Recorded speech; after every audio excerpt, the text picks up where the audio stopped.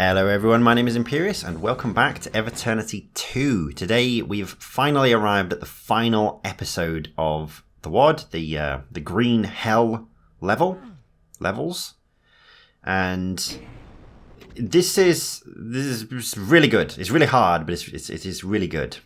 I'm going to skip through this first section pretty quickly, but I recommend when you're doing this yourself, especially if it's your first playthrough, just take your time and enjoy the ambience, the build-up, and some of the ever so subtle jump scares that you might have just missed if we're doing it too quickly.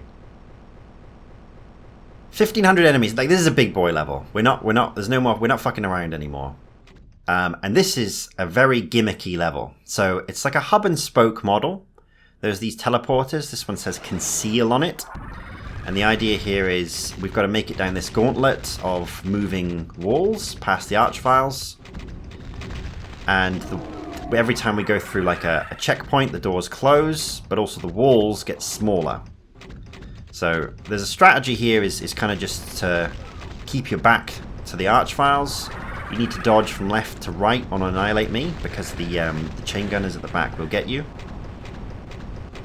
There is a level of unpredictability here, like sometimes the archviles just stand in awkward places and you get hit. But, you know, it kind of is the way that it is. And then we move on to the next one. So I think there's 6 in total. Each one has a keyword of a thing to do. This one is destroy. It's probably the hardest, actually, because you've got to double tap these cyber demons. And if you don't double tap them, well, you better switch to your pistol or restart the run.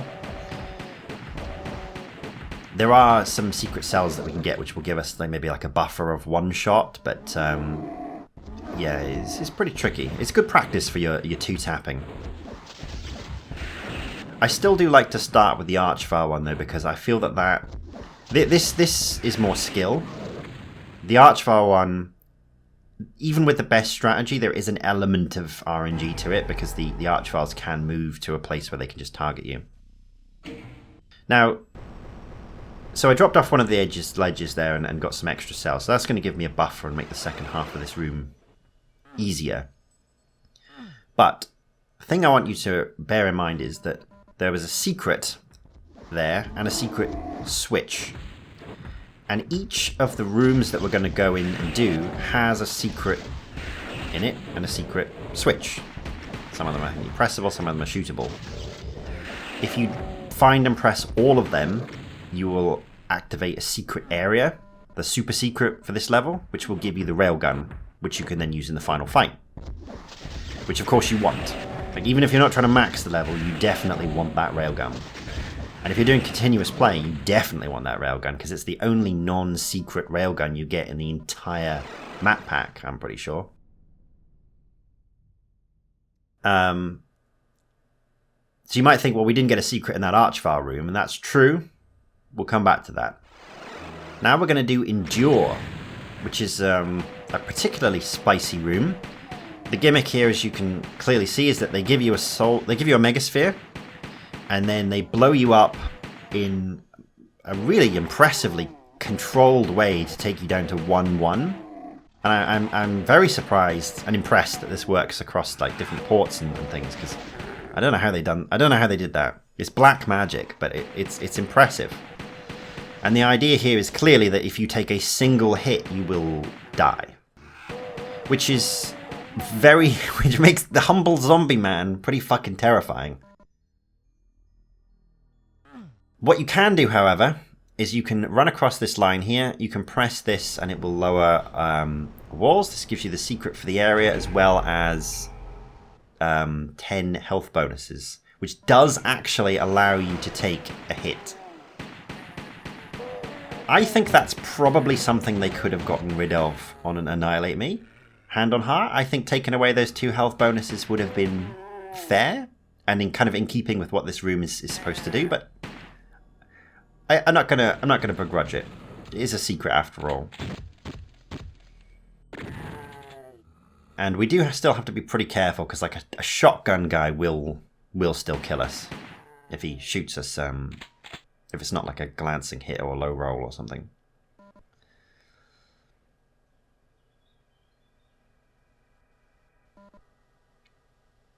Press this. That will start some crushers, and then there's a few more. Enemies are going to teleport in. This is also a point where you really like the fast pistol.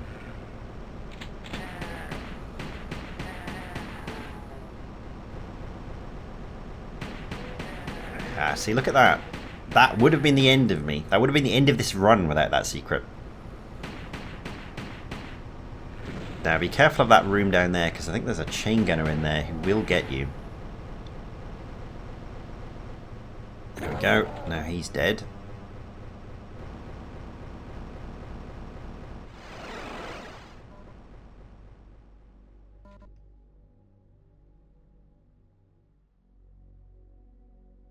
And you can see some of those doors have now gone yellow. That means they've been completed, which is a nice touch. Now we're going to go to Evade. This is another really fun one. And they changed this on Annihilate Me to make it less cheesable. Although it is still cheesable. So we're going to drop down here, get the blue armor. And then we're going to press the switch. And what's going to happen is you're going to have these big walls of enemies. And they're going to come down.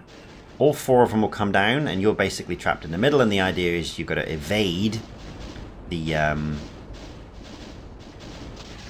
projectiles, which is easier said than done. I find the most consistent way. I mean, if you don't want to cheese it, the most consistent way is to just go up and down the sides of the platform like this. You want to find a cadence that isn't too fast but isn't too slow, and I would recommend trying to kill those arch arachnotrons. What am I trying to say? Those astral arachnotrons in the corners as much as you can, because they really like to spray over everything. Now, don't do this, but I'm just showing it to you for reasons. You can just come down here and stand on the edge of the teleporter. It's a little, yeah, like I said, this can be cheesed. Like, you can keep doing that over and over again, and the incremental damage that you'll take will be significantly less than trying to hang out at the top here. So, bear that in mind if you're struggling.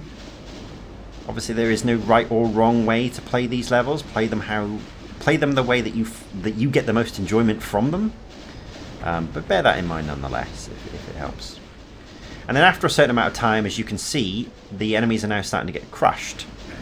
And they will all get crushed, so we don't actually need to hang around here and kill any of them. And as soon as we can, we get out. That's it. Easier said than done. I have died on that before. Like, you need to be aware of the strategy that you're going to take. Now, another cool thing about this level is that you might have seen it just behind me there. There's a button there. If you go press that button, it actually starts the final fight straight away. You don't actually need to do any of these side rooms, I don't believe.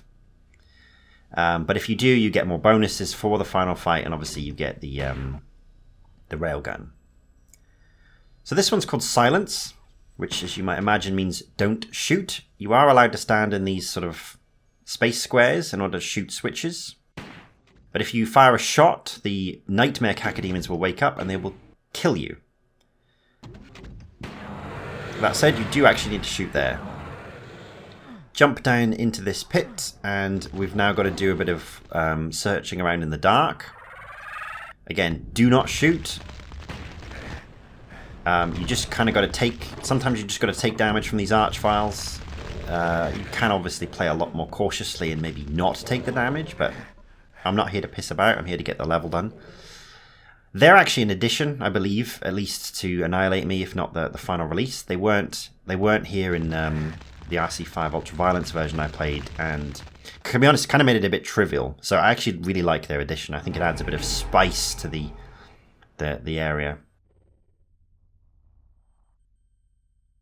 So there was a fake waterfall there. I think you saw me run through that. I pressed the switch for this room. So this room has now been pressed. Got to get past this Baron. Shoot that switch. It's going to lower a wall. Up a lift. This one is pretty tight. So we'll do that very carefully. Press that. That's going to open another wall. And then we can run through here go up this lift, and that's it. We've basically done the area. Sometimes the monsters do get in front of that space, and you've got to try and maneuver around them, but didn't happen this time. So there is a jump scare here. He does teleport away though, but if you hear that behind you, it fucking terrifies you. But he does teleport away, so you are safe. Now we're going to go back to conceal, because by now everything should be dead. And if we turn around, we can press this button, and yeah, that's the button for this one, the one that we skipped at the start. You don't want to try and get that at the start, because there is a cyber demon back there who kind of stops you from hanging around. That door there that we just saw with the star on it, that's the secret one. We haven't gotten all the switches yet. We've still got to do the back passage, which is the easiest one. It's really easy. So turn around at the start, shoot that switch, watch it back slowly if you need to see that again. This is by far the easiest one, because you just need to memorize the path. And if you step on the wrong square, it teleports you back to the start. So there is one set path. I recommend putting the auto map on, doing IDDTT, and just memorizing it. And then when you come to do an actual run, it's trivial.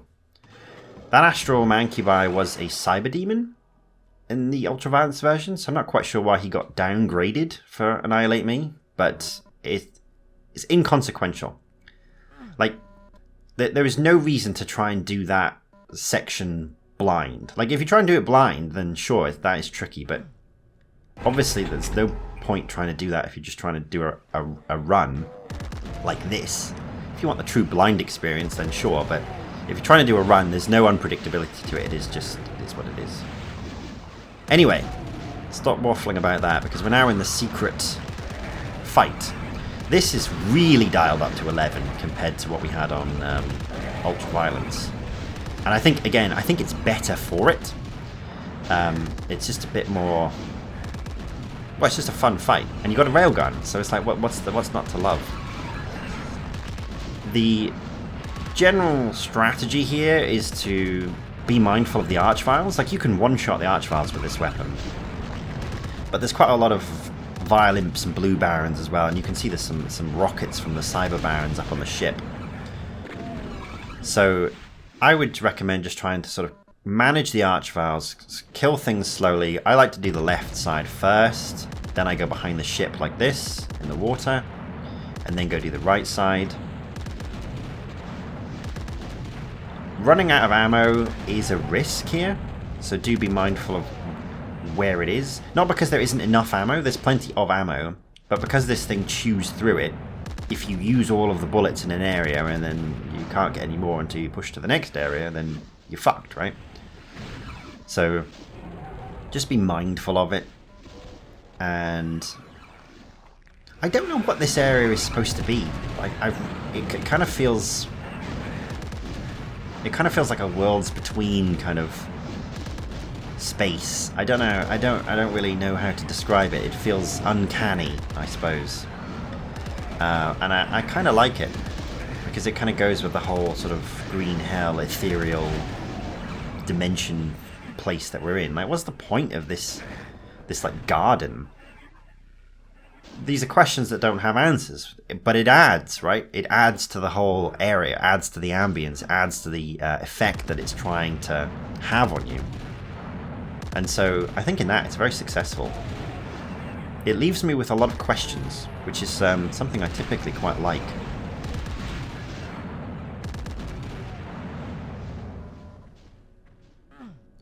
So we're just mopping up now, and we're going to go up into that fort at the top. That's where the teleporter is to get out of this area. I'd say the only real thing to make sure is that you leave this place with max bullets. And also, something I didn't mention at the time, but when you're going through the central area in between the sort of sub-rooms at the start, be mindful of not picking up bullets, because running over a box of bullets can be life-saving later when the final fight happens.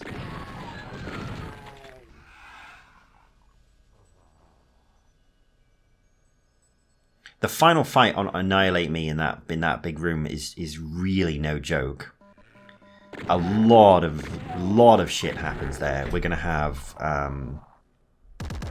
necromancers, which I don't think were there at all on Ultraviolence, and just this massive swarm of nightmare cacodemons. It's going to get pretty wild.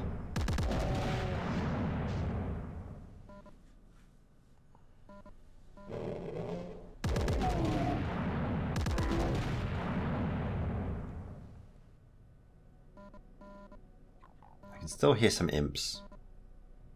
Another hot tip for this level, if you're ever missing enemies when you get to the end, it's almost certainly in here.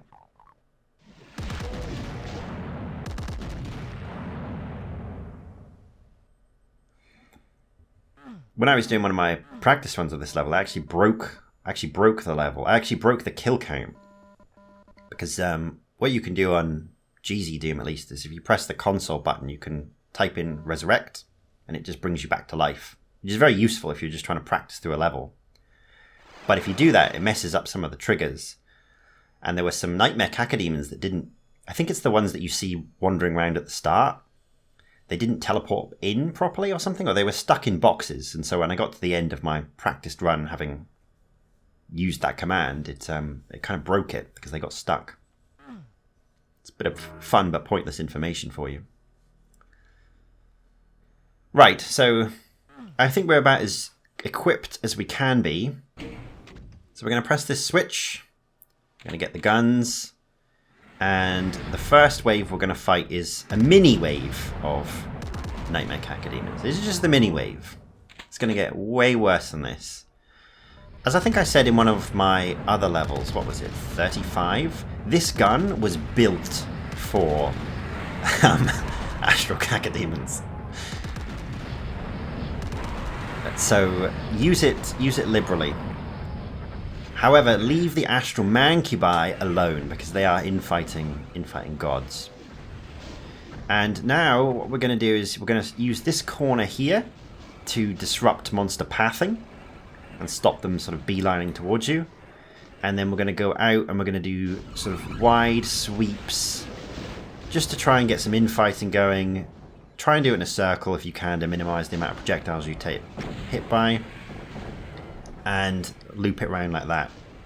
And we're just going to keep an eye on the kill count, which is going up very nicely at the moment. It will kind of taper off. It's also going to be counterbalanced by the necromancers that are going to be doing work. So we do want to keep an eye on watching if the kill count goes up. I'm not using any sort of special kill count here, so if something gets resurrected, it actually will go up on the kill count.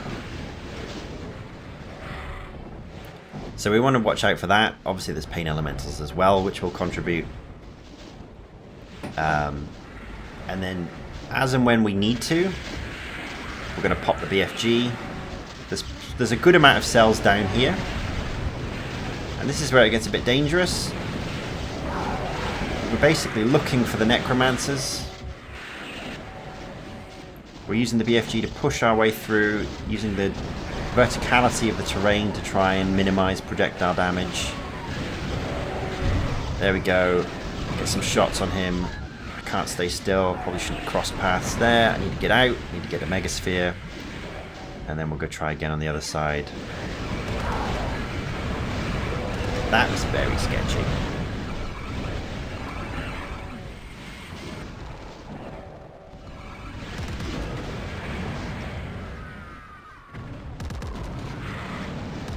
Good. Very good.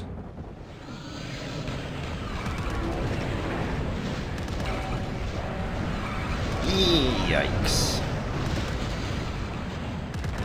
Good. Good. That's really good. They're both dead. So now we at least have a limited amount of enemies that can spawn in, barring any pain elementals. So you could probably do that a little bit safer than what I did, but the idea is that at some point you need to duck in and kill the necromancers. Using the BFG to push is way superior to using the railgun to push. So I'd try and do that if you can. Stray rockets from those things are always a problem, so do try and kill those things. Otherwise, if you stay on the move, you should be fine. Oh, there's another necromancer. There's 3 of them. Okay, there's 3 of them. at least.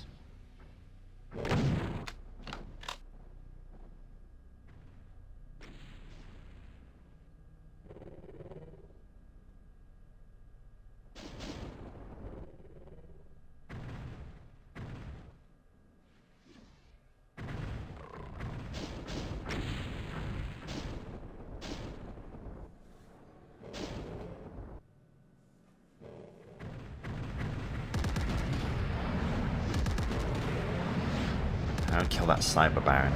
Those things scare me. Also, be careful of the middle. The middle is a bottomless pit. If you fall in there, you just lose.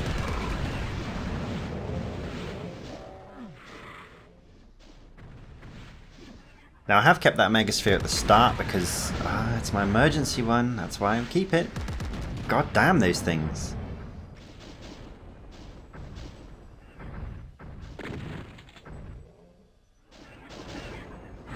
Oh my goodness. Ah yes, and here we go. This is the final stage of the fight. This is how you know that it's nearly over. When that goddamn mass of Nightmare Cacodemons comes in. And this is what we've saved all of our boxes of bullets for. So we're just going to go round in circles. We're going to take it slow.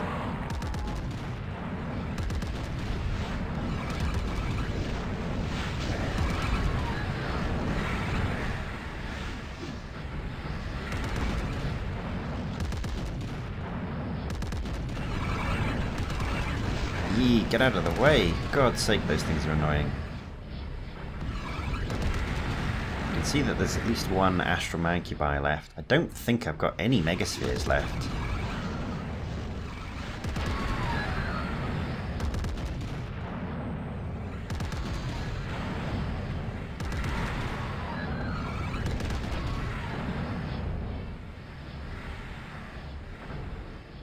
Now we're out of stuff, so we've got to try and find some. Some cells, some bullets. Be careful near the edge. Ah, there's more coming from that way.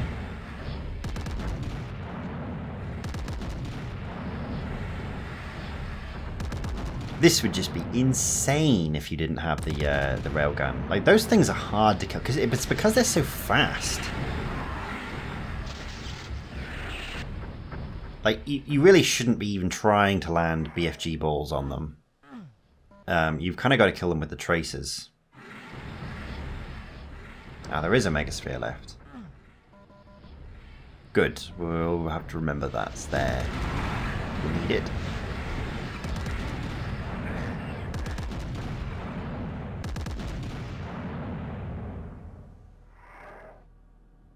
Now, I could go back to the Pirate Island if I wanted to get more bullets. I'm pretty sure there's plenty still there, but I just don't trust what's going to happen to this group of Nightmare Cacodemons if I do that, which is why I didn't really want to if I could avoid it. Come on, you're stronger than all of the BFG tracers. The answer is no, they're faster than all of the BFG tracers. Right, we've got 20 enemies left. That's looking pretty good. And I know that a lot of them are at the end of this level. Look, I'll be honest, I found this level hard on Ultraviolence. This is probably the map I was most worried about, like, actually being able to complete on Annihilate Me. Apart from, obviously, map 36, which is... that's in a world of its own. But, yeah, I was very worried. I had a tough time with this. I had to make sure my rooms were down. I had to get my 2 tapping on Cyber Demons down. I had to get my strategies, you know, for like the Endure room pretty solid in terms of knowing where the enemies were going to teleport in and everything. And I think I also had to be a little bit lucky on that final fight to be able to push through when I did. And not fall into the bottomless pit. But overall, I think this is more manageable than you might think at first glance. That I think was my takeaway from it. Not that it wasn't hard, like it was hard, but it wasn't as hard as I thought it was going to be. This didn't take that many attempts at all. And really, the like the final fight, I think this is actually my second attempt at the final fight. The rooms were a little bit more tricky, especially making them all sort of work and line up together. Now, alarmingly, we do actually have one enemy missing that we need to go back and kill.